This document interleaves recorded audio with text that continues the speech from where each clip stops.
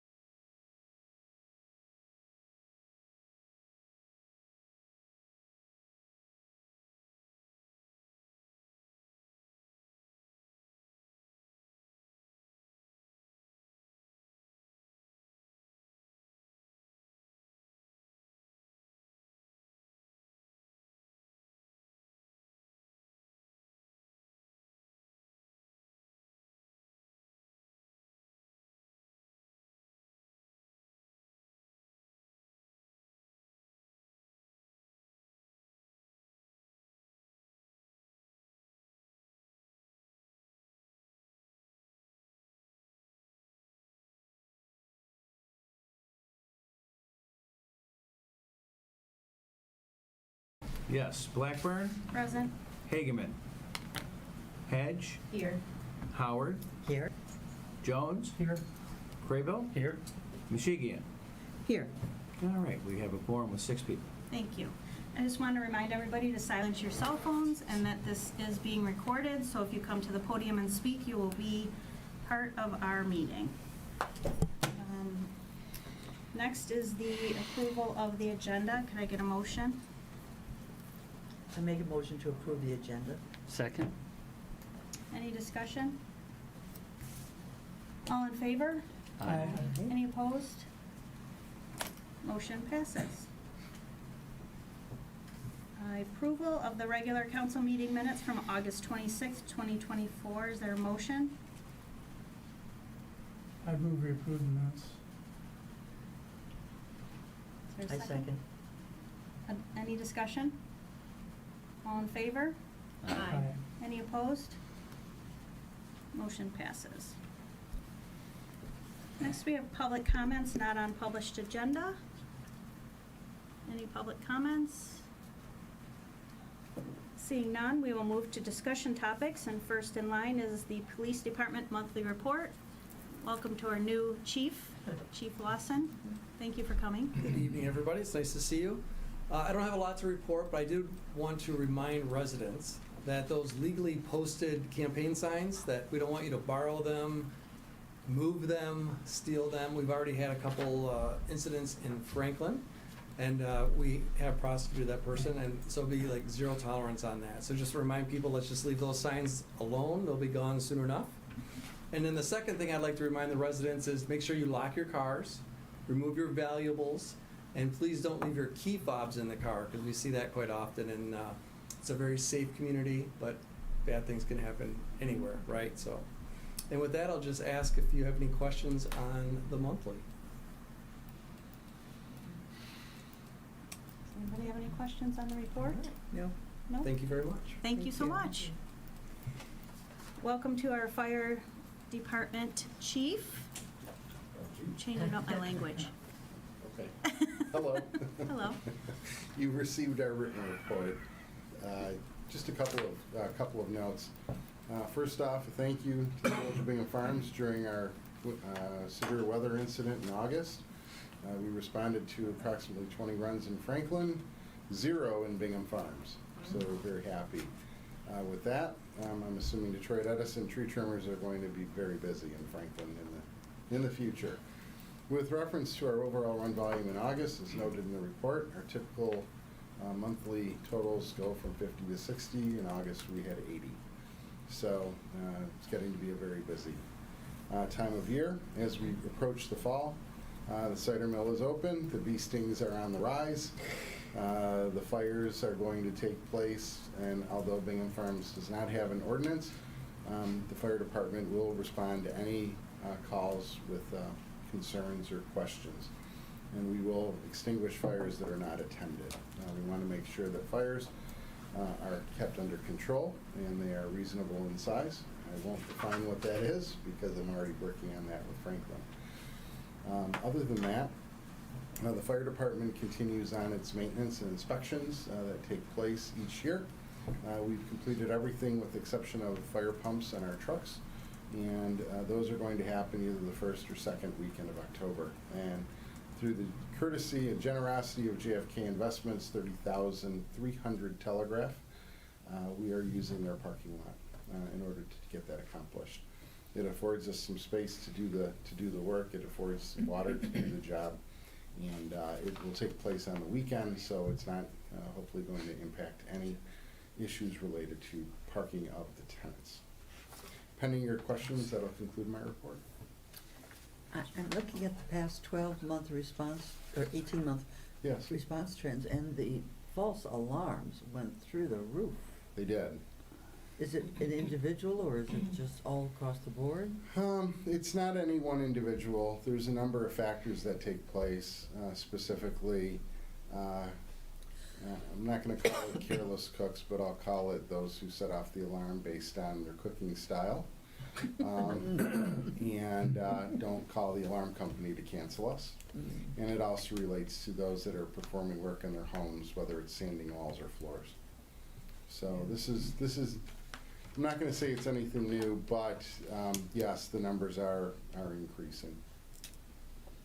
So, and we, you know, you bring that up, and it's very interesting that I've been on the phone with Evgeny 3 times in the past month, I think, at least twice, with reference to the false alarm notices that are being sent out by the village to the residents, and people requesting information pertaining to those. You know, there was another, I'm going to go down a quick rabbit hole, a thank you to Debbie Hedge for pointing out that there are residents in Bingham Woods that are putting in doors that, door knobs that do not have a key to open them. They have an electronic system. So it allowed me to get some education to better appreciate how we can deal with that in terms of the Knox boxes that are in the village. So if there is a resident who has a electronic lock that does not have a key, we'd be more than happy to have them give us a call on the phone. And we can, instead of putting a key in a Knox box, we bought little dog tags, little aluminum tags. We can put a label on the tag, a non-paper label, and secure that in the key box. So that way we can still have access. If there is an electronic lock that does have a key, we would always prefer having a key because keys are mechanical, buttons are electronic for the most part, and all electronics work great until they don't. Whereas a key can give us a little bit more peace of mind. So thank you to that. Sorry, long answer, short question. No, that's fine. It's bad. Sure. Anything else? Okay, thank you. Thank you so much.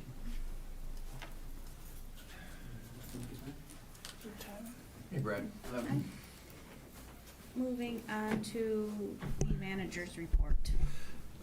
I don't have anything to add to well, I do have things to add. I don't have anything to address in the report, but I have two things that I wanted to mention to council and to the public related to contracts that we have. I was hoping to get these on the agenda, but I just didn't get the information in time to do that. So number one is the snow removal contract from Johnson Landscaping. It's been presented to us. There are no price increases at all.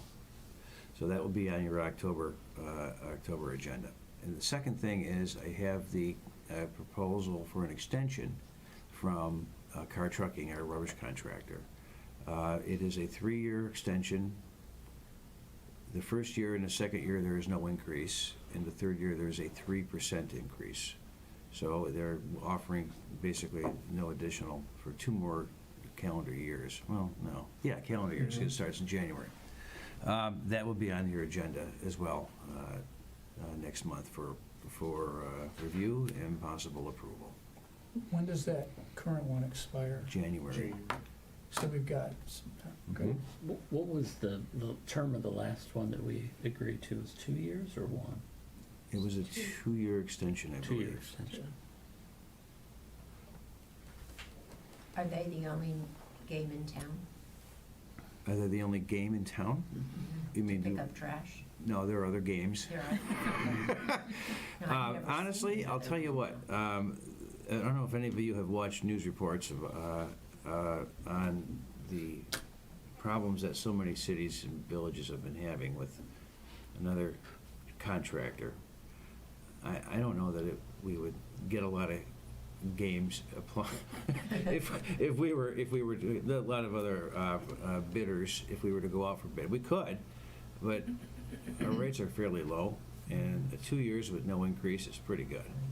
So we will see. We'll have that in the packet. You guys, we can talk about it next month and more when it's all in front of us. Yes. Yeah, just briefly, I have no complaints over the service I've received.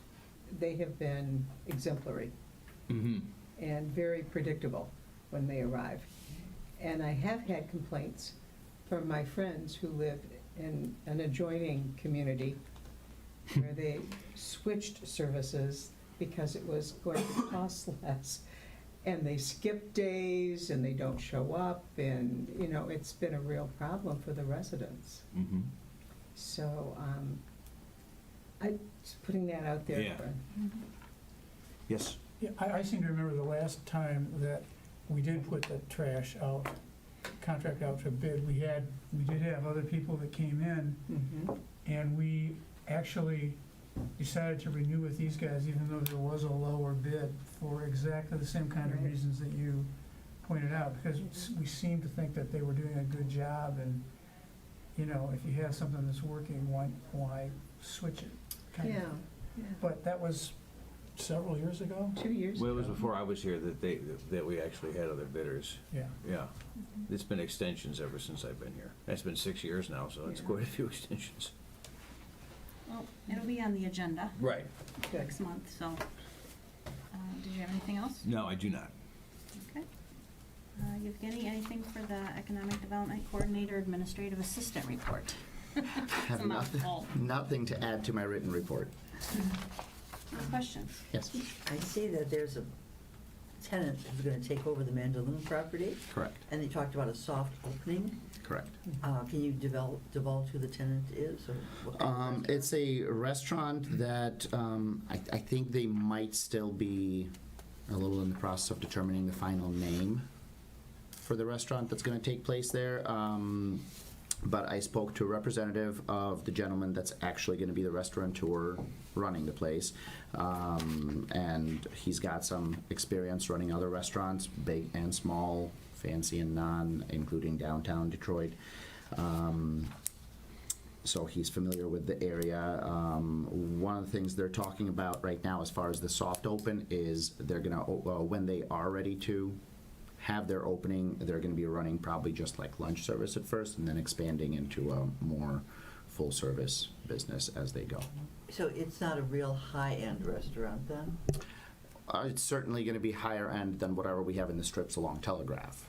So I think they're going for a little, like sit down, a little above casual probably, Mhm. but they're not looking for like your steakhouse level It won't be Morton's, No.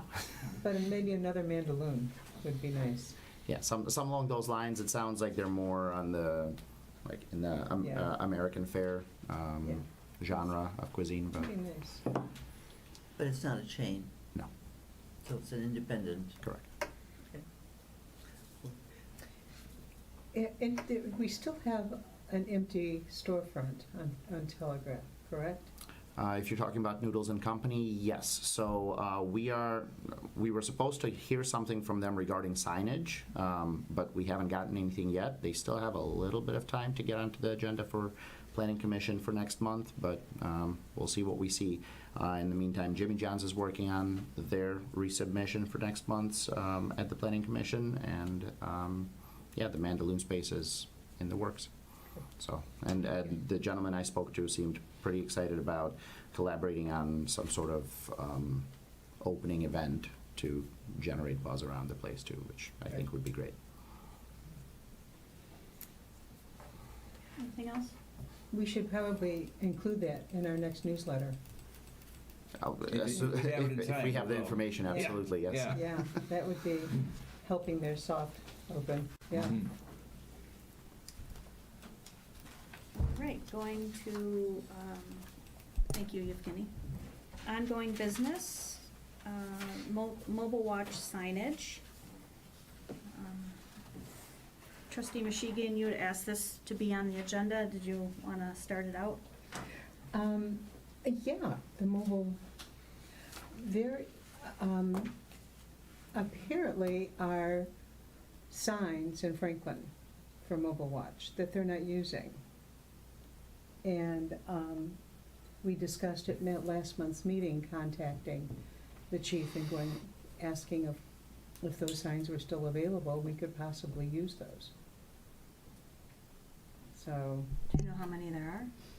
No, the only problem would be if they, I think the new ones in Franklin have the Ben Franklin. They do. Yeah, Yeah. which might be just a tad confusing for people coming into Bingham Farms, that Yeah. would make it probably not applicable to our community. But we might as well take a look and see what else they have. But yeah, I don't, Deb, no Ben Franklin on our signs. It's a big silhouette, you can't miss it. Yeah. Yeah. I Yeah. remember them, so. But I was just going to follow up with the chief, and then we have several people that have looked into signs and for suppliers and cost of the mobile watch signs. And so we're gonna follow up next month at our meeting, talk about what that would cost to invest. What is the position of the village As far as, as the signs? what do you mean? Like the cost, or are we going to do it? Is this something that the village has in the past provided, or no? So I believe it was 2011, I think, when I think the village did purchase, I don't know if it was all or some of the signs. So I have spoken with the president of Mobile Watch in the past, and I know Ken has as well, that because we've paid for signage in the past, that we would be offering that gift, I guess, if you will, again. Mobile Watch isn't really a village entity, but we've done that in the past, so we would extend that generosity again, but that it would be done at the end of each road project, basically Right, loosely every SAD, yeah, and depending on how the SADs. okay. All right, well, I'll share that with them. Okay. And I know we've had some donations. But I'm not sure what the balance is, so we'll know more as we move along. So maybe Mobile Watch would put in some money as well? You know, that's a possibility. That's a possibility. I have to see.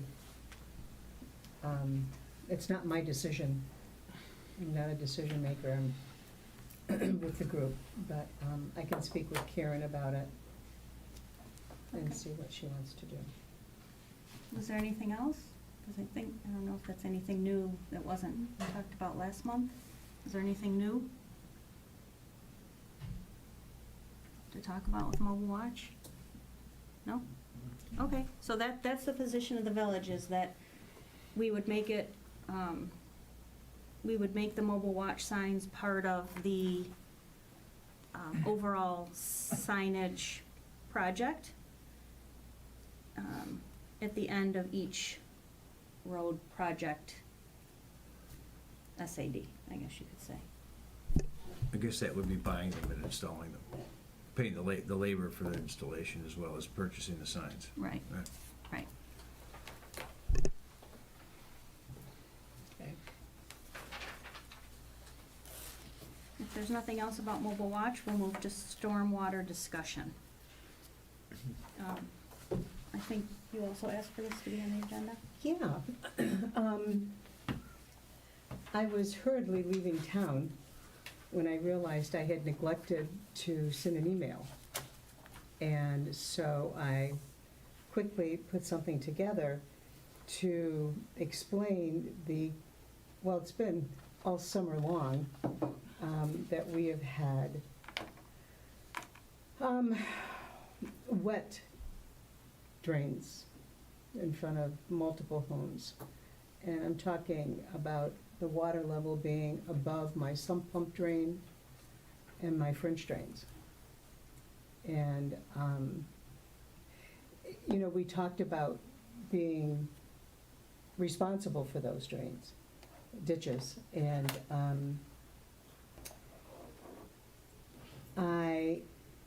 I'm very concerned, and primarily, as my email said, and I didn't expect anybody to respond. That's not why I sent it. It was more sharing information. And, I think there's one more thing, is that there are exclusions to the Open Meetings Act. And one of them is the act is not violated where a member of a public body conducts an informal poll of other members to determine how they would vote in a particular issue, where no decision regarding the issue is made. So it's really, the Open Meetings Act is to protect the community from those that are sitting on council or board or whatever the entity is, from having discussion and decision-making. It does not mean that we can't have a discussion and a polling of an issue type of thing, which I think my email, the boundaries, these are the boundaries I observed when I did the email.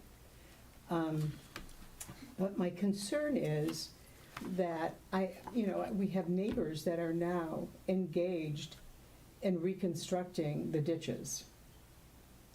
And in one area that's putting in a ditch upwards of 10 inches deep, probably 10 inches wide, along the front of a couple of homes. And it still did not drain the water in front of my home. And I see that as being an ongoing problem. And I'm thinking that we may need the resources of those that can help explain why. And that would be, my surveyors did an excellent example of showing me my elevation from one side of my property to the other side of my property. And I have records going back to 2009 from my first survey, and then again in 2020, I did a second survey. And there's been an alteration, which means that the drainage system is not functioning as it was initially built to function. Does your sump pump drain into the ditch? Mm-hmm. So it's constantly water that's being drained into the ditch? Well, it's not constant. It's when we have a rain, But I generally can hear it. And I can go we've had like a week of no rain. And my sprinkler system isn't more than 8 minutes on a section. And so that would not have a big impact on it. It just isn't, we have a lot of clay, and that impacts it as well. Go ahead. So, I think I understand the concern, and in reading the materials that is actually in the next topic, this letter from HRC about working on the roads, one of the provisions talks about drainage review. It sounds to me like that is gonna address your problem, is it not? Am I reading it wrong, or? Well, I don't know that they would do the actual survey. You have a surveyor, a licensed engineer? Okay. Would you like to Yeah. just explain, Brad, roughly what your, what the intention of the Yes. proposal is regarding that? For now, we can move into more detail when we get to the next item. Correct. Okay. So as part of what the drainage review of the road program is, and we've already done this in many locations around the village, is we've gone out after periods of rain, after the day, or like immediately after, saw where areas were ponding, 24 hours after, then 48 hours after, to see where areas might puddle, but then drain, and see areas that puddle and then stay, and they're there for 48, 70, then we have a problem. So that's how we define what's a problem and what is just naturally occurring water that ultimately drains. So we'll do that, and then in those locations, we would take what, in the next item on the proposal was selective survey. So we'll have our surveyors go out there in those areas that we found that were the wettest, and we'll take actual grades from that location all the way down to where we know it's supposed to go, right? The little stream. Down to, Yeah. on Bingham Lane, down to the little stream. And we'll figure out, why is it not draining? Did someone fill in a culvert? Is one culvert higher than the other culvert? And that's why it can't go that way. It can't go uphill, right? Gravity always wins. Yep. So we will take all that and figure it out. And that's part of it, but only in the areas that have a problem, not just carte blanche over the entire roadway. That'd be expensive, but in the areas that we show have issues. Well, I'd love to see that report, to see where you found consistent pooling over a period of more than 2 days. We will have that for, I mean, we don't have it right this second, but we will, as part of the process. In the next Okay. 3 months, we'll have it all figured Can you out. have it sooner than 3 months from now? It takes a while. That's part of the schedule. It'll probably be part of the base plan that we go review. Okay. Yeah, modifications have been made, major modifications to the ditch. And that was because we had several neighbors with flooded front yards. And they wanted to cut the stream of water, which was on my property. And I agreed to it because it was just intolerable. I mean, their whole yard was wet. And you could see the water. It wasn't that it was just moist in the grass. It was visible. So, but that just meant that that was one less of a stream for the water in my ditch to drain into. And so now we've got to have a more permanent solution that still protects their yards and yet clears my ditch and allows my sump pump to drain as it's supposed to. I can tell you that ditches in these areas, you gotta think, most of these culverts are 12 inches, correct, in diameter? Yes. So 12 inches in diameter. Per the manufacturer's recommendation, you're supposed to have 12 inches of cover over that pipe. So from the top of your driveway, when you have a concrete driveway, to the top of pipe, you need 12 inches. The pipe is also then 12 inches. So what does that give you? Yep. 24 inches. Yeah. You're talking about a 10 by 10 ditch, that's not big enough. These ditches need to be larger. Problem is, people don't like the look of that because it doesn't blend in nice with all the other yards. So that's the expectation that we need to kind of get out there. It's like these ditches need to be bigger and wider so that water can flow. And that if a little bit of debris or a little bit of weeds start growing up, it's not gonna block everything. So, and we need room. You get further down the road, you get like a wooded area, right? That gets really close to the road. Guess how big the ditch is there? Not very big, and not very deep. Well, the other thing is a So we need lot of the room. foliage Yeah. along the road is old. And it tends to be that breaks off rather easily, ends up in the ditch. Blocks it, you know? The rain comes, the leaves fall, the leaves are now this big around, just blocking everything. And I try to clear it with a stick, but I don't have a big enough stick to clear that one. And my neighbor does get out routinely and will dig. And he was actually going to call a friend with a backhoe to come in and do that. And my first thought was, oh, what are we going to change here that maybe shouldn't be? Because there's no guide. There were no instructions on what we're supposed to do to keep our drains clean. What are we charged with doing? How do we keep them clean? How deep should they be? And most times when people bring stuff out, guess what they don't do? They don't haul away all the spoils, right? They put it somewhere else. And then that somewhere else then ends up being in a ditch anyways, you know? If that gentleman would have brought his backhoe, I doubt he would have taken out all the soil that he took out of the ditches and hauled it off somewhere. It probably would have been right next to it. It's expensive to haul away dirt. That's why contractor expensive. I'm trying to think what he did. Usually they'll spread it out somewhere and kind of try and level it, but that changes the grade in some spots, right? And I just did an addition with having dig out a lot of soil, and it was all in the backyard, all scattered. Yeah, you probably didn't haul it out, did you? No, I didn't want to. Yeah, I it's wanted expensive too, that's why, yeah. All right, not to beat a dead horse, No, but that's gonna be part of the process. And there's other ways we can do, we can also put under drains in where, like you said, there's a lot of clay. That clay doesn't, the water doesn't infiltrate into the ground with the clay. You put in an under drain, you can just put a simple under drain in the ditch, and you fill that, you gotta, if it's a 6-inch under drain, you usually got like a 12-inch slit or hole, you wanna say, that it goes into. You fill that up with gravel, and then you put a little layer of topsoil over top of that just so that you can grow grass. But guess what that does? It sucks the water down, because now you have gravel instead of just clay sitting there. So that can drain the ditch in soggy areas as well. that 6-inch has holes in it. And that's perforated, That's what correct? I just saw that today. Yeah. I was Googling some information. Yep. And I saw this big lino holes with little pebbles, larger than the holes. Yep, larger than Size, those. yeah. A lot of times we'll wrap that trench in with like a geotextile fabric so the Yeah. fines don't get into the, That's what my French drains are. exactly what it is. It's a Yeah. French drain. A little more elaborate than your standard old But ones. it They might be don't pipe in it, but a good option, because the clay's not going away. no.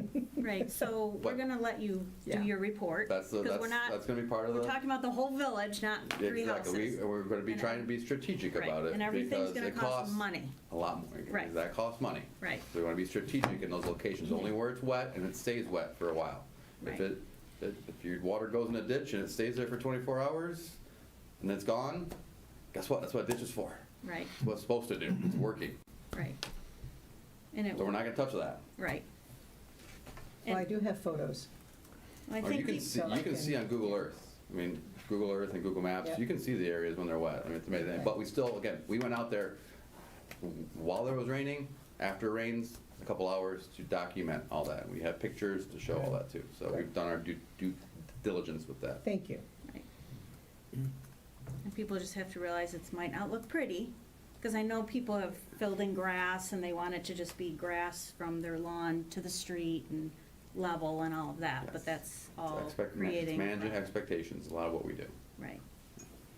Okay, so, That's different. are you done, is that your discussion? I mean, you Yeah, asked. I think we obviously need to wait until we have their report and go from there. Look Okay. at solutions.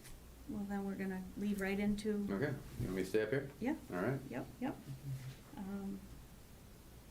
I don't know if you wanna introduce anything, or do you wanna just hand it over? Let me just say a couple things. Yeah, Brad, thank you for being here today. Initially, Brad had prepared something in early June, and I said, well, let's wait until we see where council goes in terms of how we're going to pay for this, in terms of millage, SAD, and whatnot. That has occurred, that did occur in late June at the council meeting, and then in August, we did the first stages of setting up the SAD with resolution number 1, and at that time, I think now that that's been done, both of those steps have been taken, it's appropriate for Brad to make this presentation today with this proposal that he's going to give us. So go ahead, Brad, and take it away. Okay, so as Ken had mentioned, we wanted the scope to be defined by council as exactly what roads you wanted to get done and what method. That's what the resolution did. So that's why we kind of waited for the resolution to be approved before we came forward to more. You've had all these costs, you looked at all these costs and everything for a while now. This just kind of brings it all together and says, this is our project, this is what we're doing, this is our scope of work that we're doing, and these are how the costs lay out based on what we do, essentially. So you know what we're spending your money on. And that's really what this proposal just kind of more detailed outlines all the costs that were in all of our original proposals, I guess you want to say, or cost estimates and things. So that's really all this does. Just sums it up in one document so you know what your expectations are, you know what your schedule is, when you're going to get documents, when we're going to go out to bid, when the construction's going to be, and how much HRC services are estimated to be. Yes. When I looked through these, it felt to me as though there would be more responsibility on the village personnel, especially in the bidding process. Well, it says we would assist the village. Right, Correct. assist, but you would not actually conduct the bidding process. The village would be responsible for soliciting vendors. Correct. So we would prepare everything, get everything ready, and pretty much say, hey, Evgeny, can you put this up on BidNet? Essentially, which is the competitive bidding platform for this. And we cannot put a contract up for bid on that platform. It's a municipal trade network. We cannot do it. So we rely on our clients to do that. So they would take that. They would be responsible if there's any addendum need to come out. We would do them, get them to them to post. So they pretty much post, gather, collect, organize. We'll do all the reviews. We'll do all the recommendations, things like that. But ultimately, it is a village project. Okay. So that's what the assist means. We'll take care of 95% of the work, but ultimately the village is the responsible party. It needs to have final say on everything, sign off on everything, and make sure everything goes off in a clear and transparent way. Okay, the word assist is what was concerning me, because if it would cause a huge amount of work on the existing staff, they might say, hey, we need more help in this, so I wanted to just differentiate and make sure that we weren't going to put ourselves in that position. No, of course not. We don't want to say we're going to do it because we know we physically we can't. We're not a government entity. So, but we do as much as they want us to do, which is typically, again, with a short staff like they have, is a lot of the work, which is what we do for many municipalities. But there are some municipalities that are larger that have staff that they handle pretty much everything, like a Rochester Hills and a Troy, where they have a procurement department that puts together all the spec books and bid documents, and we kind of just give them the technical side stuff, and they put everything together. There's a lot less assisting in those circumstances. Do you have a question? Yes, sir. I have a couple questions, I think. Okay. First of all, I just want to make sure that the $3,765,000 figure, that's an all-in figure. Is it? That's a total project cost. Okay, so the figure in the fee of services section, that's included in the three? That is included, correct. Okay. And then we have some money that we're going to use for this that's in what's called like a major road fund. And it's very difficult, as I understand it, Bill, correct me if I'm wrong, to use that money for anything else other than a major road. And we only have one major road.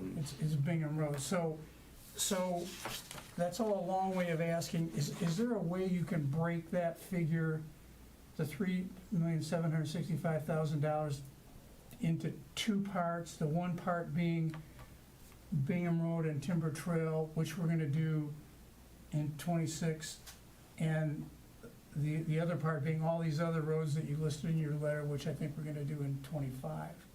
And part of the reason for that is we've got like a schedule in terms of like what money's gonna get spent when, and when we have to go get a loan and all that stuff. And it would help to know how much of the 3.7 is, you know, for the first group of roads and how much of it is for the second group of roads. Number one, I guess with my understanding that this was all gonna be bid out at once. So you're saying you wanna bid this out separately, or do you wanna just set it up in the contract where that you have to do these first set of roads first and then delay the start of the second, of Bingham Road and Timber Trail? Because we can break it up in fiscal years too, and say you can't start Bingham Road or Timber Trail till after July 1, 2025. Yeah, I don't know whether we, Because it's gonna be more cost effective to do it all at once, I'm just letting you know that right now, than to try and break it up. So that's the first question. So I'm not asking you right on your spot right now, but just think about that. The way to break it up easily is just take the cost estimates and divide that. If Bingham Road is 40% of the total project cost, construction cost, then our design fee would be 40% of the total cost there. That'd be the easiest way to do it, if that makes sense. I think so. I guess I don't know that we ever like decided like we're gonna bid it on one bid or two bids. And I certainly don't have any, like if it's cheaper to do it in one bid, I'm fine with doing it in one bid. I thought that we were sort of thinking about doing the construction though in 2 years. Yeah. With the first construction being the off-roads in 2025 and the second construction being Bingham Road in the second year. So what we would do, and what I had envisioned it, is we would set up the contract with a sequence of operations to say you must do the side streets first, pave the side streets or at least base them in, and then do Bingham Road, and then top everything all at once. That would be the most cost-effective way. That's how contractors want to do it too. They want to do that. They want production asphalt, right? They want to bring asphalt in and do as much as they can all at once. So we're actually doing that in Beverly Hills right now. We're starting a project where we're doing Pierce Road and then a road kind of off of that a little bit. So we told them, you got to do this Reedmere Street and this street first. Get that done, base it in, meaning put the first layer of asphalt down first. Then you can come back and start doing Pierce, because Pierce is more of a main road. You do that next, so that Pierce Road is under construction for a shorter duration of time than the entire project. And then at the end, you put the last layer of asphalt in all at once. So that's how I would envision that. It's not too much, your project you have here is not too much for a contractor to do all in 1 year. And if you're worried about finances, you would be splitting it between fiscal years as well. You would be splitting it? Yeah, you'd probably start, I think the schedule has starting in June, right? September, yeah. So June to December, you'd be splitting fiscal years if that's an issue. Okay, I'm still like trying to figure out, like, how would we know how much money we were spending in 2025 versus 2026? We can give you the best estimate as possible. Based on the bid numbers that come in, you can separate them out pretty easily, based on, how much is allocated to which road, because we will have that in our plans.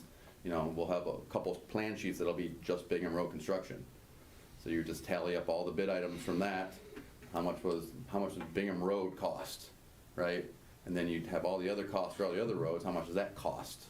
And then you have a couple items that are gonna be, like your mobilization and your maintaining traffic and, restoration, that are gonna be kind of all-encompassing costs, right? And you kind of just split those based on the total. So we wouldn't have those numbers in until you did this? We can give you an estimate, which would be pretty close. That's really what we'd rather do, is just give you an estimate. This is what we think, and just set it up that way, because you start going after, and we believe me, we've done this with other ways, and we've done it both ways, and always just getting it out front, getting a percentage split memo of understanding, if you want to say, at the time of design and before bid, that this is going to be the percentage for this is going to be the percentage for this. And you're going to split it up that way throughout, because contractors will bid things differently. They may bid rig a little bit. Bid rig is not the right word. They may weight their bids differently for different items if they want to.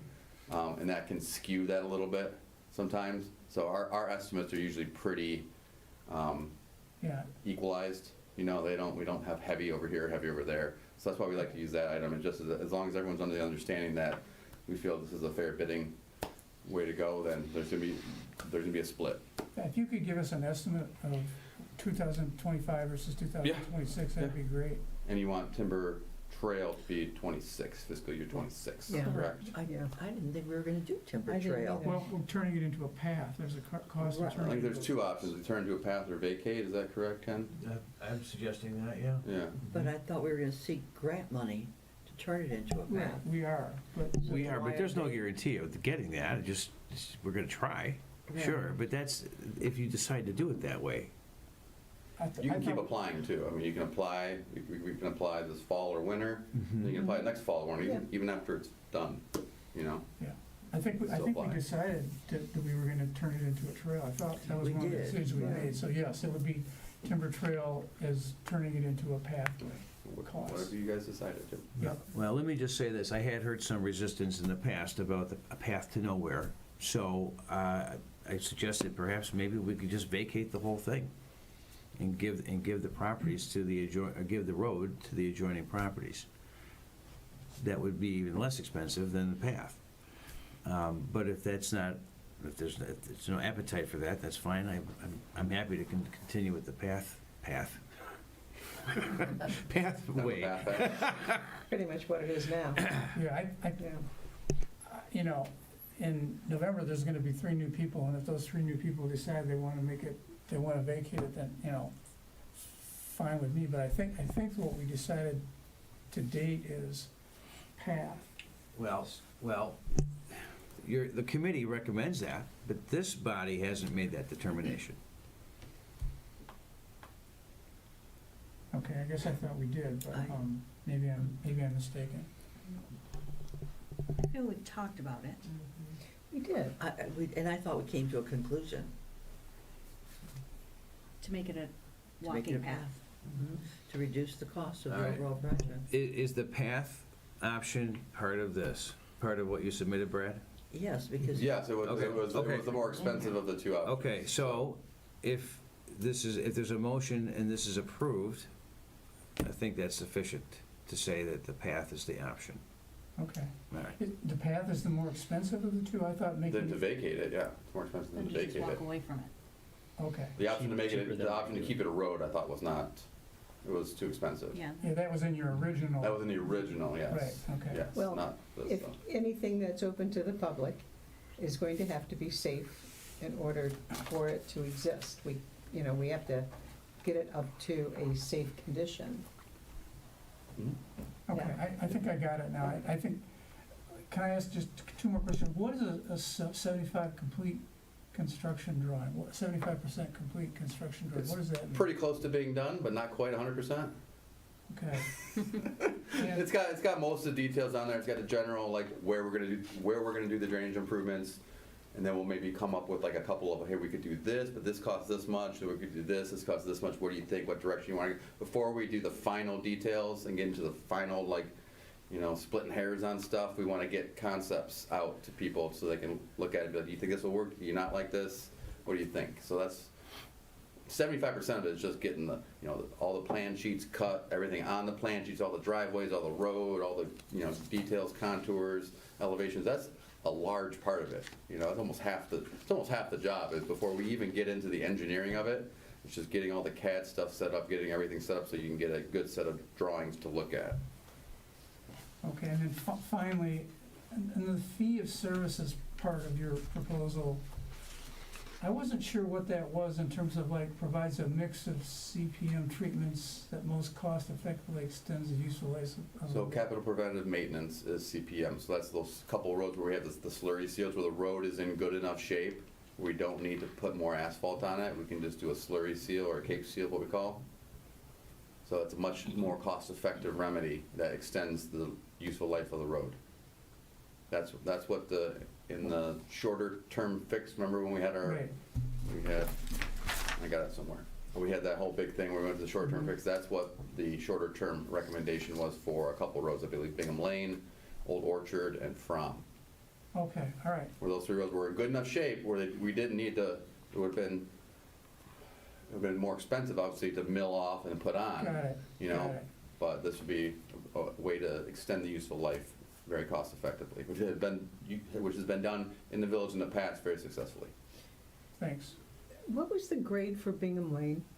You know, the Like a paver? 5, I believe. It's up, the map is up there, right above There it Mr. is. DeComb's head. It's not a 5, it's a... It was a 4. Best. It was a 4. It was a 4, it was a good 4. Okay. How about that? 4 plus. Good 4. Good 4. 4 Not plus. just a 4, but a good 4. Okay. Yeah, if it was a bad 4, like what were the other roads? It was a 4. Like Bingham Road is a 4, but we because of the traffic, we recommended a mill and overlay on it, so it was probably a 4 minus. Or a little bit more substantial fix or repair, you would say. Okay. So do we need to talk more about 1 year or 2 year, or, I mean, do you need that direction tonight? I don't need the direction tonight. We're gonna move forward. It's more cost effective for us to design one project with one spec book and everything like that as well. Okay. So if you guys choose to split it up, it's not really too difficult for us to split it up. Well, the split is financial, correct? That's why we wanted to split it, or no? That we wanted to pay for it over 2 years as opposed to 1? I think at least part of the split was because there were gonna be 2 SADs. Mm-hmm. And I thought the work was gonna be done over 2 years, but if it's cheaper to do over 1 year, I'm certainly not gonna die on that hill. It's cheaper Okay. maybe to do it that way, and then, you know, we can't forget that we do have Bristol Road to do as well. So like, Mhm. you know, for, or Bristol Lane, I'm just don't wanna keep, you know, trying to save a few dollars over here and splitting it up because the cost is getting higher. You know, we're not done with the project, right? Right. So the costs for the rest of the project are continuing to rise while we're extending the time over here. That's true. I believe, Kurt, you started the discussion by saying that funds from the major road line can Fund. only be used for Bingham Road. Correct. And yeah. that's what started this whole discussion about separating out numbers. Correct. So, Well, so here's a caveat to that. If the village would put together a roadway asset management plan, you can transfer major to minor roads, and it's not such a big deal. Now, there's a cost to that.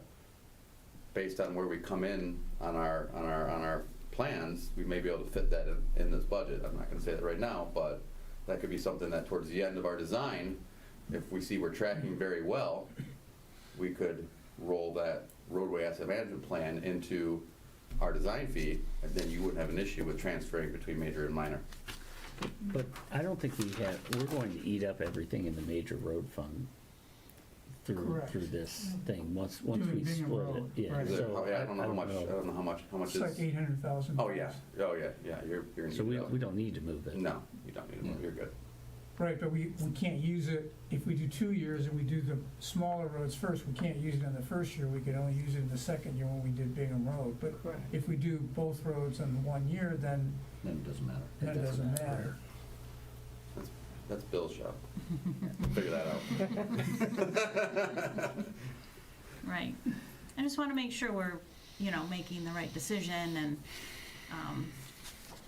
you know, it's taken us so long to get to this point. You know, I think we need to keep moving. Yeah. I just have a detail question. I love detail. Yeah, well, to me, it's simply a detail. Is driveway access points, what's gonna be done when the roads are refinished or replaced to the entrance of each driveway?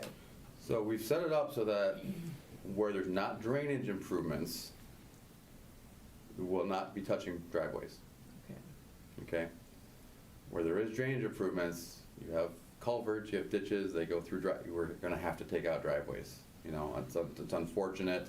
It's unfortunate that there's a lot of nice brick paver driveways, concrete driveways, you know, the crushed stone aggregate type driveways, things like that, which are all very aesthetic. a lot of times councils will make decisions saying, well, we're putting asphalt back and that's it. I don't know if that'll fly too well in this community, especially if you're asking them to do an SAD. So when we go through a brick paver driveway, guess what? We're gonna have to put that brick paver driveway back. That's expensive. So that's gonna be a consideration as well. Where we do drainage improvements and how we do drainage improvements, if we gotta take out driveways.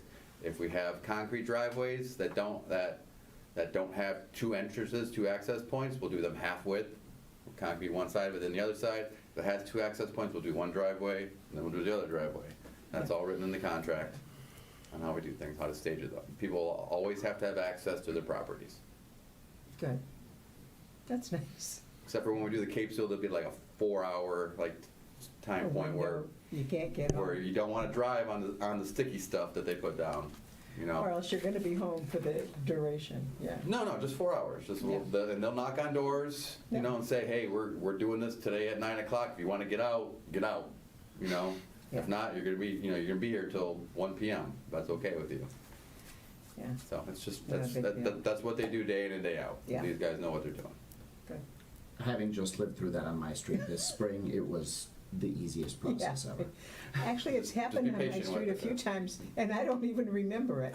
So Well, there you all of a go. sudden I woke up one day and I had 2 concrete driveways, and I don't remember having a discussion about it, but whatever. Okay. Speaking of specifics, along Bingham Road, just south of the bridge, Mhm. the Franklin River Bridge, there's like almost sheer rock. It's not sheer, but it's really it's steep, and it's like boulders, and they're kind of built into a hill. Mhm. You expect any kind of issue with that at all? I mean, it's it's very close. How close to the road is it? You couldn't pull over, Couldn't pull away. Well, I mean, they'll be able to get their mill machine through there. I would imagine. They'll Okay. get their paper has little wings on it. They come out. Okay. So we paved close to things before. Okay. I didn't know if you want to get rid of it and do something else with it. Well, again, that's more I don't know expensive, about getting right? rid of it. No. That's all expense. These paving guys, they like to do their road stuff. They don't like to do other stuff. They like Yeah. to do their road stuff. Okay. So they're good at. It's how they make their money. They don't make their money adjusting manholes and doing retaining wall stuff. They make their money putting asphalt down. So Okay. that's what they want to do. All right. Thanks. You've got, But those are the types of details that we'll go through when we get the plans. We'll bring some of these things to your attention as well. Good. Thank you. you've got the 75% owners review meeting. Mhm. Owners meaning the property owners? No, the village is the owner. Ah, okay. So it would be with these three. So is there a point in which the residents will have some visualization of what's going to be happening? We can. I'm just- We can never make everyone happy, Mhm. right? When we have these meetings, we get a lot of, well, I have this drainage issue, and sometimes it's in my backyard, and so that has nothing to do with the road. So you get a lot of ancillary comment, you get a lot of ancillary things that we can't take care of with the road project, so that's the caution. If that's something that council wants us to do, is to hold like a charrette type meeting where we lay out all the plan sheets and we have a couple engineers here and people from the public are able to kind of come look at it and say, this is my house and this is the issue I have. I don't mind it because the residents live there. They see these things every day. We only see glimpses when we go out and take a site visit. They live this every day. They know the issues. They know where there's a pothole that comes up all the time, or we're probably gonna have to do an undercut, things like that. Or they know that this area doesn't drain well and things like that. Things that hopefully will support our decisions that we saw that too. So we're gonna fix that. We're gonna try to do something like this. So I don't mind it. It's a lot of effort is all. It's not in here, but again, these are things that we can. I want to remind everybody again, I'm always playing the devil's advocate. It costs money, and not just money when they're here. You would need to prep for that. And We need to respond to everyone. We Right. take their questions, their names, their numbers. We have to respond to everyone. pay a couple engineers to be here. Copy Ken. It'd be very expensive. And we had our resident road committee. I mean, that was sort of part of the whole idea of that was to hear from the residents. And then we're here you know. Now, what we have done, actually, and we're doing this right now for Adams Road and Rochester Hills, we created kind of like a GIS platform where we could say, we're doing this road, and people could just leave comments on the website and say, hey, I have an issue here, I have an issue here, I see this here. And therefore, we're not really standing somewhere and people got to come in. They can do it from their home computer and just say, hey, I have this issue with the road here, and leave a comment, and we can address it just on the computer, kind of. And they'll probably leave their email address. It's not my project, but I've seen us do it. They'll leave their email address, and we can respond to them, and everything will be copied through Ken, so that he sees all the comments as well. And again, I don't mind the feedback. You know, I'm not out there 24/7 like all the residents are. And then what is the resident communications? That's their construction. So that's like all the door knocking, so you can see it's Right. it's broken up between design and the construction. Right, but it says you'll be available to meet with residents within the project area. During construction, yes, during construction. During the construction. During the construction. So they can't, they're just, it says to answer questions. Yep. So that you guys, like, they come out into the street and We'll ask? have an observer there full-time. Okay, Anytime the contractor's on site, there will be an HRC representative there okay. to deal with resident issues, complaints, knocking on doors, again, let them know that, hey, we're doing something on Right. your road, handing out flyers ahead of time, all that type of resident communication. And then there's also, we get emails, you know, we get calls, Ken gets calls, Evgeny will get calls, he'll be like, I don't know, we try and update them as much as possible, what's going on, so that they can answer some of the easy ones, but sometimes there's harder ones that they need to forward to us, so we gotta respond, so there's a lot of communication that goes on But all that communication is included in the cost? in the construction, In the yes. construction Yes. cost? Yes. So, okay. So But again, we have some money that we can do some of these things. We build in a little contingency into our price too, because there's things you find that you'd never thought about, you know, during design. And we may come into where we gotta design a whole bunch of drainage, you know, that we didn't anticipate, and it costs, that's where your money goes, is designing all the drainage, making sure you got the grades right, the depths right. The roadway is more putting together your typical sections, like how do you want the road to come back, checking out the grades of the driveways, make sure everything drains correctly, things like that. So the more drainage you get, the more expensive the design is. See, I've seen some homes where they have built boulders coming right up to the road and by the ditch and everything, and it's very aesthetically beautiful. With But, blocks drainage, it's gonna, I mean, the village has right of way. Right. That's not their property. They need to realize that that's not their property. So we can move those boulders onto their property line and say, we need a ditch for drainage. So you can do what you want on your property. We can't touch that, you're right. But in the village's right of way, we need room for drainage. okay, and so during the design review stage is when you might say, in House X, we're gonna do this because we need room for We would drainage. send that to Ken, be like, Ken, we got these couple issues here. Can you Address them. Soften the Yeah. blow. talk to these residents, or give us the, I mean, There will be sometimes we'll. communication. Yes, we'll, During the design aspect. we go through Ken on the Okay. design. We typically don't communicate directly with residents during the design phase. Okay. Because that gets into, well, you did this for this person, how can, you know, we wanna stay away from that. We wanna go through, Ken is our point of contact, he's our main guy. And so Ken, do you have a position where once you find out something about how a property is going to be affected, Do I have what? a position on what you're going to be doing, are you going to then go to each of the individuals who are going to be affected and say, this is gonna happen? I would, sorry, hold on. I would imagine, yeah. If they tell me, if Brad tells me that there's an issue with someone's having stuff in the right of way, whether it's decorative garden or whatever, then definitely we'll have to talk with them. I'm not gonna just say, go plow it over.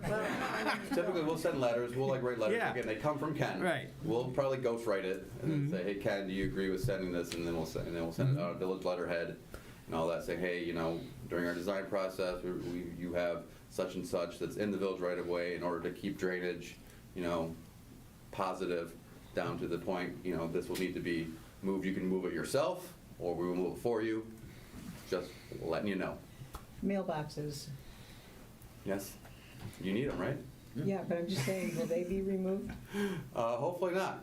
I mean, a lot of times what we do in these projects is we relocate them to where they're supposed to be. So if you didn't know, per USPS regulations, the face of the mailbox is supposed to be at least 1 foot from the edge of pavement and 42 inches high. Okay, that's so the postal carrier doesn't have to drive off the road to put mail in, or it's not too far into the road where people hit it because it's in the roadway. Yeah. And what that is, and we'd like to relocate those because we find oftentimes that a lot of edge cracking on roads and things like that is where mailboxes are, because mailboxes are too far off, so that mail truck has to drive off the edge of the road to get in, and it leads to holes, you know, like depressions in it, which leads to roadway cracking, and that cracking just spreads. Yeah. So we like to get those mailboxes right to the back. Problem with moving mailboxes is, when they were originally installed, a lot of people just put wood in a hole and dump concrete in there. All right, well, concrete right up against wood is constant moisture that decays. We take those poles out and they're rotted. Yeah. So we have to replace the whole frame. Well, there's a lot of decorative mailboxes around here that don't have, you know, perfect looking poles, and again, you start messing with people's stuff that they paid money for. That's where you get your complaints. We try and stay away from it, but sometimes it's just necessary, and that might be another one where we say you have a nice mailbox. It does not meet U.S. postal regulations. We advise you that you move it, or we will move it for you, and we are not responsible for, you know, we will replace the post, but we're not responsible for any damage to the second house that you built on top of it. Yeah. You know. Yeah. So. Well, mine's not that bad.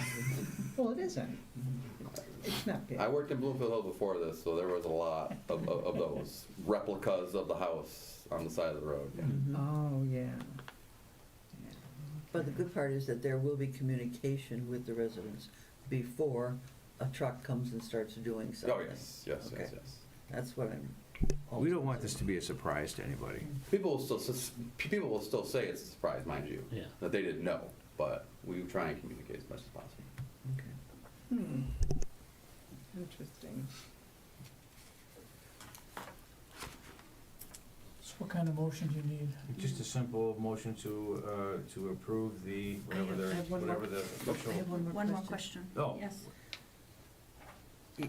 We would invoice monthly, starting when? Starting as soon as you approve this.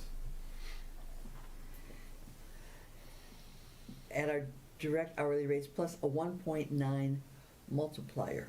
Correct. Okay, can you talk a little bit about that? So that's standard billing practices. The 1.9 multiplier is for overhead, all the printers and administration staff we have at that, overhead and profit, all those things.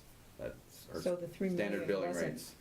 wasn't inclusive, there's another 1.9. No, the 3.765 total all-in costs. Includes the multiplier. Yeah, so if you see, if you go to the last page, The graph? if you could go to the last page, the rates on there has the 1.9 multiplier. Yes. So That's really your so overhead. if you really divided those numbers by 2.9, that is the actual hourly rate of that employee. So it's the hourly rate plus 1.9 times the hourly rate gives you the billing rate.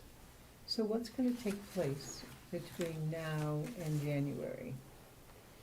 We put together those design plans, like we said, so this is a fairly large project. It'll probably be about 30 sheets large, 30 sheets of construction documents, and then spec book that's about 200 pages long. We'll get those into draft shape for everyone, for village staff to take a look at. We'll go through it with them, because, you know, this is not something they look at every day. So we'll kind of go through it with them, saying these are the front end documents, this is your proposal, these are your general conditions, these are the contractor's insurance requirements, these are the technical specifications for, you know, how they're supposed to lay asphalt, how they're supposed to do this cape seal process, what type of pipe they're putting in the ground when we do drainage, type of topsoil and seed they put back. Do you want sod, or do you, sod's more expensive and harder to keep up, but topsoil and seed do a better job of establishing, you know, in the end. So how do you want to do that? Do you want to do hydro seed? You know, we'll go through all those things with village staff. Just a thought, because we have contact with the residents. They come to us with questions. Possibly we could be part of that, observers, when you come in and explain. I mean, I don't know how the rules work for how many council Right, it members can seems be at a easier meeting. for you to just refer everybody to Ken. There's, Like, if there's questions, I think the Right. the less of the phone game. You don't want too many cooks in the kitchen, right? Right. so the other thing is, I mean, in January, so that's in December, and according to the calendar here on page 3, in January, there's a presentation to the council. That was for, what do we need to do that? We need to do that for something. Yeah, so it'll be a presentation to council.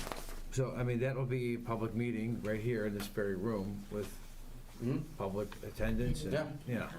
Good, That's something that Ken wanted. good. That's Ken's That's the idea. I'm sorry, January January meeting? 28th. 28th. Yeah. Do you have a packet there? Yeah. It's on page Yeah. 3. Thank you. Okay.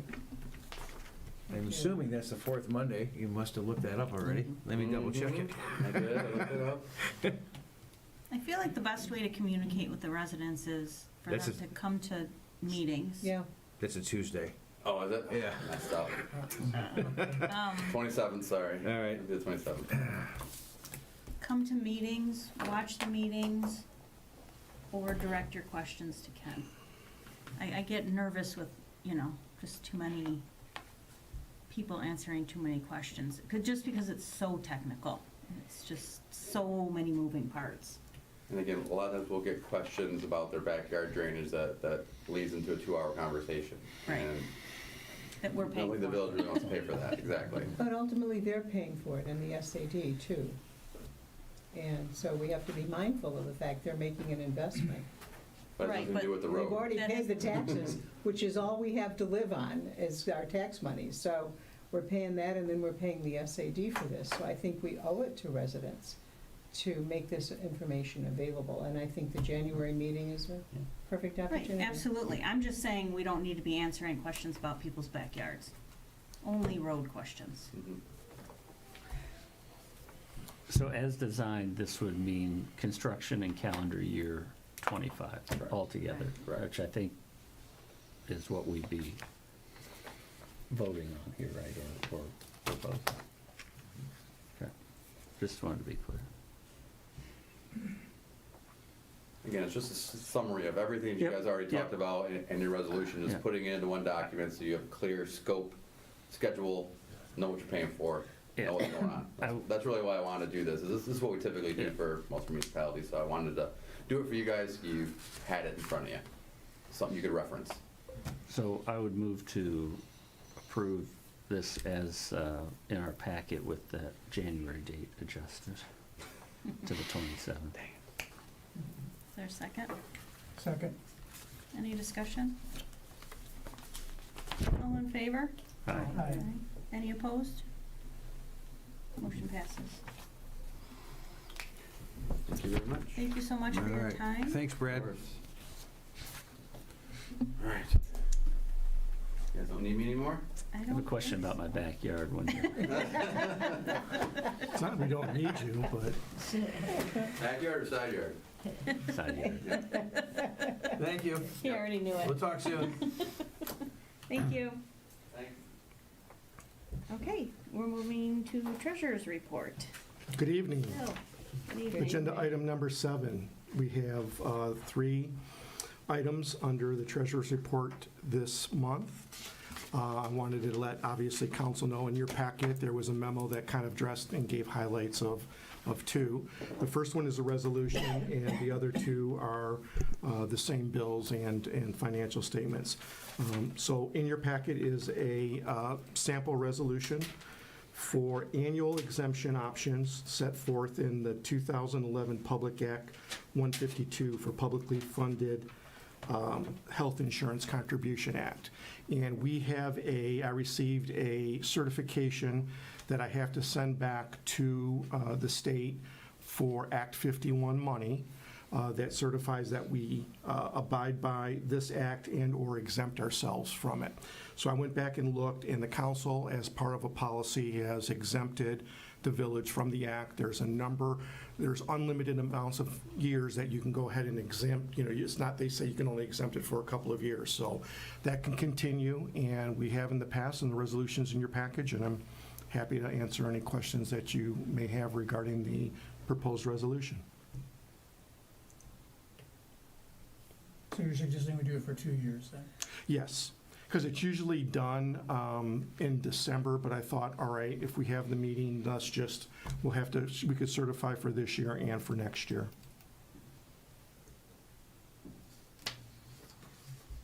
Is there a reason why we would do it for 2 years, other than just so we don't have to do it again? I just thought instead of having to bring it back up in December, we could, if you want to exempt from the 2005 and just approve the resolution, we'll re-update it for just January 1st of 2024 through December 31st of 24. It's totally up to council. I just put it on there as 2 years and thought we would just knock it out all at once. I can't imagine we would change this, but I'm not gonna be on the council in January 2025, and I'm a little bit reluctant to vote to do something that You're not here.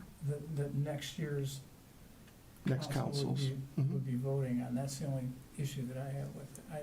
I don't see any problem with doing it again, but I'm wondering if we really want to do it Well, for 2 years when 3 of us aren't gonna be here. But you're So- still on council. You are still legitimately our Right, trustee. if you guys wanna do it for 2 years, it's fine with me. It's just, Okay. somebody coming on new might vote a different way is all I'm wondering about. But if you guys think it's okay, It's council's decision. Yeah. I think it's okay. I mean, Yeah, we're okay. making a lot of, We've done the same Decisions thing that- every year on right. this Right, repeatedly, right. so I don't see why anything would change. I Okay. really don't. But I do have a point that I'd like to ask Bill about. Bill, if it's 2 years, shouldn't 2026 be somewhere on this document? No, because it's current year and then next fiscal year that Okay. starts in January. All right.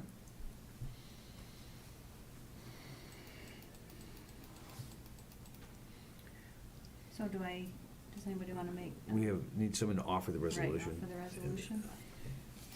I offer, go ahead. go ahead, Right, go ahead. that's right. Well, I offer the resolution that we continue the program for another 2 years, extend it. Second. All right, this is a roll call. Right, any discussion? Roll call. Blackburn, Aye. Hedge, Aye. Howard, Aye. Jones, Aye. Graybill, Aye. Mishigian. Aye. All right. That passes. Thank you much. Thank you. you. Next is the approval of the September 2024 bills. Okay, I'm all excited, treasurer's excited. And I'll tell you the reasons why. So in your packet, there is, as every month, checks that are dispersed from August 27th, 2024 through September 24th, which is tomorrow, 2024, out of the general fund for a total of $417,183.70. And here's what I'm excited about. It's more typically than what we've seen on a regular run rate.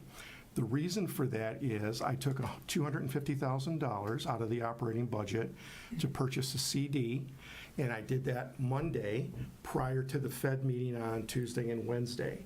So we secured a rate of 4.35% through Independent Bank, which was a bank that we had a CD with prior. And we locked and loaded in on that, and now we're set for that CD for the next 9 months. We have another CD that is expiring on the 25th, which is this Wednesday from Chase, and that 250 with the interest will come back into the account, and then I will go ahead and disperse it into the new investment vehicles that I wrote about in your memo. So I just wanted to bring that to council's attention, that when you see the 417,000, it's like, all right, usually it's not that high. That was the reason for it, and obviously it's in the details of each of the checks that were cut. The second one is same thing, check disbursements for the gas and weight fund for the same dates, August 27th, 2024 through September 24th, 2024. There was only one invoice from Johnson's Landscaping in the amount of $1,890 even, for a total fund disbursement of $419,073.70. And if there's any questions, I'd be more than happy again to answer that. Yeah, so, Bill, I don't ever, it's just the presentation of this 250, like, usually when you're renewing funds or buying CDs or doing that, I don't think you usually cut checks for them, right? I have I in don't the remember past. seeing them in the check register before when you're making those investments. The ones that I have purchased, I have. Okay. There are two kind of paths. The first is if we have an existing CD that's maturing and we're just going to be renewing it, there's no reason, they just send us the interest for, Gotcha. the check for the interest. When we don't have one, and it's with another institution that we closed out in the past, then I have to have a check in order to get those funds. Okay. I can typically do it sometimes by ACH, or they'll transfer it if we have funds within the same Yeah. financial institution. But this is the second, I wrote one when I first came on board, and then this is the second one that I issued the check in order to purchase the CD. Got it. Okay, so that's why it shows up here versus, I guess if it had been ACH, it would not have shown up Well, here? no, if it was a renew, like for instance, well, if clearly. Chase, because I looked at Chase and they said, here's your factors for Yeah. renewing, and they were like in the high 2s, low 3s. And I said, well, I'm not going to do that if I can get 4.35 at Independent. It's just that I didn't have any account. I had an account in the past in Independent. Got it. And so all the paperwork was there, the signers were there. I just had to be able to get the funds to Got them. it. Okay, and if you had done it through an ACH, would it have shown Yes, up it on this would. report? Or would have too? Okay. Yep. Okay, thanks. I don't have any other questions. So I see that we've paid rent for both October and September. Rent due Actually, 10/1, let's see, right here, let me go down to. and it says 9/1. All right, so, under Jamestown South, there are 3 rent dues. So yes, rent due 10/1, I have the check and I'm holding it, and then if approved, I will mail it out tomorrow. Rent due I paid for September 1st, that was due September 1st, that check was, already done that by- check was out, yes. And then we have $1,000 for the sign that they put out on the marquee that has the village offices' names on it. So that was $1,000 for both sides of it. Wow, okay. So those are the 3 items that were there. The Beverly Hills, it's the PEG and franchise fees. What's the franchise? Those are PEG fees, which are public education access for the cable board. Uh-huh. So each quarter, we get payments from both DirecTV, or AT&T Direct, and Comcast, or Xfinity. And of that, we take those funds and then we disperse those funds to share back to Beverly Hills, which is part of the cable board agreement. So every quarter I cut back, they keep 100% of one fund and they get 40% of the PEG fees. So that is what they get on a quarterly basis, each quarter. And then I report that not only to them, I report it to the Birmingham cable board as well. Yeah. All right. If there's no other questions, is there a motion to approve the bills for September 2024? I make a motion to approve the bills for September. I'll second. Any discussion? All in favor? Aye. Any opposed? Motion passes. Okay. Next is the financial statements for Yep. August of 2024. Yep, sub-item C, last one, financial statement. So we'll start out with the profit and loss statement for ending, end of August, August 31st, 2024. This is the second month into the new fiscal year, or 17% into the year. I've gone through and I make sure that I look at, and again, I compare this to last year, just from a tracking perspective like I do every month. And we're tracking just as we were last year, so we're right on schedule for where we were same time last year, as far as a percentage basis. Any questions regarding the profit and loss statement? If there's no questions, is none- there a motion? Well, I want to just move on to one other one, which Oh. is the investments, which is Oh, the yeah, second sorry, go piece. ahead. No, that's all right. So this is one that I'm also excited about. And I put it out into the memo. So Huntington Bank has a vehicle program that's called Insured Cash Sweeps. It meets both Public Act 20 and the village's investment policy. The things in the past where we would bring in tax receipts, and then I would have to make sure that I abide by the investment policy, which was can't have more than a certain amount with one financial institution. It all has to be FDIC. You have to track it and make sure that you're not above 250,000 so that we're protected and insulated. And they have a program, as do other financial institutions, but since Huntington is our normal bank for operating, it's just much easier to deal with on the same website. So if you had a chance to look at it, what they do is we take the funds and they sweep them into various different banks that insure it. And if we, they'll give me a statement and you look at it, they'll put $247,000 in one bank, so it's under the 250. And they'll just break out that entire amount so that each bank has less than the 250. And there's no fees that are assessed towards the village. We can close the accounts with no fees or penalties at any time. The nice thing about it is it's giving a 5% rate, which just changed on the 20th, Friday. It's now 4.5%, but it's still a good rate. 100% FDIC insured, and it's one-day liquidity. So what I mean by that is if I need funds, if I put the request into the bank by 1 o'clock Eastern time, those funds for transfer will be back in the operating account at Huntington by the next morning, so that I can use it to write checks against. So it's a great, my view of it, it's a great opportunity to, I always tell Lisa, my whole mantra is minimize fees, maximize interest income. And with that, I think we're doing a great job with this vehicle that's provided itself along with the Michigan class, which has also been producing and providing a great interest rate. It's like 5.32% on average this last month when I looked at it. Now, again, since the Fed just dropped the interest rate, we'll obviously see rates go down. But for right now, as well as, we'll make hay while the sun shines and try to make sure that we maximize as much interest as we can.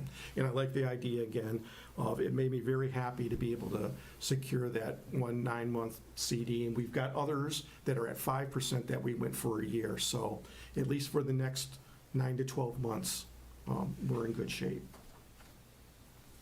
Yes, Aaron? So go ahead. On the investments page, you show that Huntington account having $1,600,000. $1,653,600. You're saying the reason that meets our investment policy is that cash is actually not all in a Huntington account. Correct. It's underneath that you Yes. They move it. So it sweeps. Yeah. It goes back, and what they'll do is when I look at the statement, and you'd be more than happy to look at it, there's various banks that they have, and they just make sure that that is all under 250. There's no balance that's greater than 250. Individually. Correct. Each bank is, and Correct. there's no duplicate banks. No, because when they ask us, as a matter of fact, that's a good point, so let me just point this out. When I first set it up, they said, what banks do you currently deal with right now? Because if you have other investments in different banks, like we do, right? They would say, for instance, we'll use Flagstar. I said, all right, here's Flagstar. So what they do is they put that on an exception list so that they know that they can't deposit any other funds within Flagstar that would put us over the 250 amount. And then between both the gas and weight and the general account, they don't cross paths there either. They'll always make sure that it's balanced, that the exception list is there, and that's the reason why they're able to make sure that it's FDIC insured up to 250. And actually, up per individual account. Overall, insured cash sweeps are actually covered up to $240 million. So we're never going to get to $240 million. It would be nice if we had that kind of money in the village, but it's a very sound, secure, ironclad. I went through all the steps, made sure that we have them sign off on both our village investment policy, and I've got written documentation from them that it also part of our investment policy. It has to abide by Public Act 20. So we're dotting all I's and crossing all T's. So my question was basically the same. I just want to make sure, these rates sound great, and I commend you for doing such a good job in getting us the highest interest rates possible. I just want to make sure that you read the investment policy as it currently is passed, and you're convinced that this fits within it. Yes. I haven't read that. So I read the investment policy. All right. I have the bank sign off that they have to abide by the investment policy. And I reviewed this with our auditor prior to it to make sure that there was nothing that I was missing, and asked Raina whether or not there's other municipalities that do it, and in fact they do. they do use this vehicle. Great. Are you asking it in the approval for the financials, you're not seeking any sort of approval or comment on this vehicle? right? No, other than, it's just, I wanted to make sure that I'm completely 100% transparent with council, and it's no different than last month, and you guys approving it every month as you approve the financial statements. I just wanted you to know Well, where the money is. Let me Uh-huh. let me articulate. I cannot and am not approving the investment strategy. I have to rescind myself from voting on any investment strategy because that list includes many clients of my Of firm. yours, yep. So I'm going to vote on the financials, but it's only on the financials. I just wanted to Be clear. Be clear Mhm. about that. Well, I don't, It's one motion, so I would just recuse yourself. From the financials? We already voted on B, on the approved September bills. Yeah, I So- voted on that. So on C, accept financial statements for August 2024, you just recuse yourself. Yeah, or it sounded to me like I can, in voting on the financial statements, I'm not approving the investment strategy. That was my question. I haven't But thought Bill's that saying way he in the doesn't have last to. 3 years Okay. that I voted on it. Right. But, so that, it was just Just 'cause he because of that normally additional doesn't have much discussion. I I'm thought it- confident that if you just recused yourself from the vote, it will still pass. Be double safety. Okay, We can put all the money back at 2%. we'll do that. Yeah. Okay, so is there a motion to accept the financial statements for August 2024? I make a motion to accept the financial statements for August 2024. And I'll second. Any discussion? Should we do a roll call then? if you're Sure, recused? let's do that. Okay, let's just do that to All make right. it clear. Yes. Make sure. Sorry, Make sure sorry. Aaron doesn't get There in was so trouble. much discussion. around Right, it. right. It felt like it. Let's just be yeah. sure. So, on the accept financial statements for August 2024, Yes. motion by Howard, seconded by Michigan, following no discussion. Right? Blackburn, Aye. Hedge, Aye. Howard, Aye. Jones, Aye. Craybill, I'll recuse myself. Michigan. Aye. Okay, that does pass. Thank you. Thank you. Okay, thank you so much, Bill, for all of that work. No worries. Looking out to make every penny we can. Every penny. Yep. It's like 300 grand. We'll go through trustee comments. No comment? No comment. None? No. None. And for me, is there a motion to adjourn? So moved. Second. Any discussion? All in favor? Aye. Aye. Any opposed? Motion passes. Meeting is adjourned at 8:30 PM. Thank you, everybody.